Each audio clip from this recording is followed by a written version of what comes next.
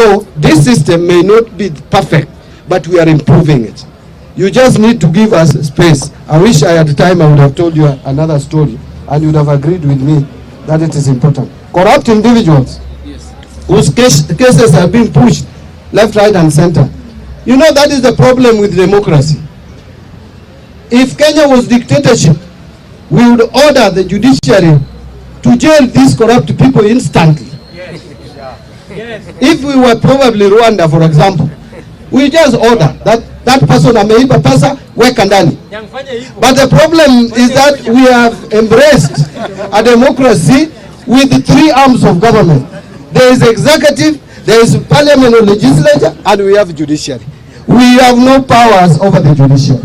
What we can do is to come up with some legislation. I think there was a legislation which had recommended that corruption cases should not take more than 6 months. That we may need to revive. But the government has already brought a legislation in parliament which I think should be cleared through mediation, the witness protection. So that ukiona Mbadi anaiba, uende upeleke hiyo ujumbe, and you will be protected. We need that very urgently. Finally, I don't know whether it's the final one, the university student. Yes, it is true that there are challenges facing the new funding model. I don't know where that my brother is. Yeah, my brother, you know, when you talk, I feel very pained. Those who know my story know, if I didn't get opportunity to go to school, I would not be standing before you here. But my going to school was serious problem. If government of Kenya could have failed to pay my school fees at the university, singekuwa hapa siku ya leo. Kwa hivyo, as government, we need to support the needy students. The problem is we have been paying fees at the university even for children of ministers. The system we have had in this country, you find someone educating mtoto wake in high-cost primary school, high-cost high school. Ikifika university, that person becomes unable. We should have a system, and I will implore my colleague, the Minister for Energy. I will talk to him. I will give him any support that is needed, that we have a system that can correctly identify the needy students. Help, we allocated not very little money. I saw you demonstrating today. Help, we didn't give you very little money. We gave help 31 billion. Already 21 billion has been dispersed.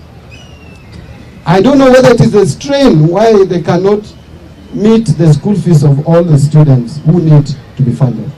If that 31 billion that we have allocated in the budget for help alone, before you go to the UFB here, we have allocated 16 billion. Help, we have released 21 out of 31. UFB, we have released 8 out of 16. The total is 30 billion that we have released. Okay? 30 billion to university funding from national treasury. Those are figures and facts. The problem is, two, maybe if there are inefficiencies,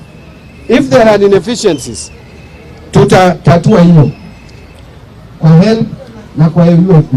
Lakini kama tunalipa karo to students we should not be paying fees for. We should have a system that would identify those who are truly needy and pay for them school fees in full. Those who are not needy, I don't even know why. If your parent can afford, why do you even ask for government funding? Don't even jaza hiyo form. Tafadhali wache watoto wa wale hawawezi ndio wapewe hiyo pesa. So I will follow up what is the problem with the help and what is the problem with UFB. But I've told you Treasury has released a total of 30 billion shilling towards university education. Renovation of State House. I'm telling you.